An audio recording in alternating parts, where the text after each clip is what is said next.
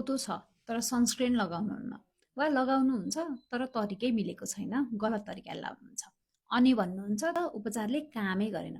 पोतो भएका धेरै बिरामीहरूले चाहिँ सनस्क्रिन प्रयोग गर्दाखेरि चाहिँ धेरै जस्तो के गल्ती गर्छन् भन्ने कुरा गरौँ।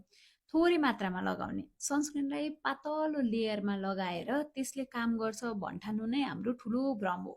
एकपल्ट घाम लागिसकेपछि त्यही पोतो फेरि झल्केर आइहाल्छ पातलो भइरहेछ भने। दिनमा एकपल्ट मात्र लगाउने सनस्क्रिन चाहिँ 3 घण्टामा फेरि फेरि लाउनुपर्छ। बिहान लगाएर दिनभर काम गर्छ होला भनियो भने चाहिँ पोतोको रङ अझै गाढा भएर जान्छ। गलत प्रकारले सनस्क्रिनको प्रयोग गर्ने, धेरैले अल्कोहल बेस्ड अथवा केमिकल लोडेड सनस्क्रिनहरू प्रयोग गर्छन् जुन पित्त वृद्धि नै गर्छ। पोतो पनि पित्तजन्य व्याधि नै हो र यसले गर्दा सनस्क्रिनले उल्टै बिगार्ने पनि गरिरहेको हुन्छ। आयुर्वेदिक उपचार गर्दा हामी छालाको दोष अनुसारको सनस्क्रिन सिफारिस गर्छौँ। पित्त प्रकृतिका लागि चाहिँ कोल्ड नेचर भएको नन रियाक्टिभ फर्मुलाहरू चाहिन्छ। पोतोको उपचार अब बाहिरबाट मात्र होइन, भित्रबाट पनि सुरु हुन्छ। यदि तपाईँले पनि सनस्क्रिन सही तरिकाले प्रयोग गर्न जान्नु भएको छैन भने चाहिँ कमेन्ट गर्नुहोला। अपोइन्टमेन्ट लिएर मलाई क्लिनिकमै भेट्न पनि सक्नुहुन्छ।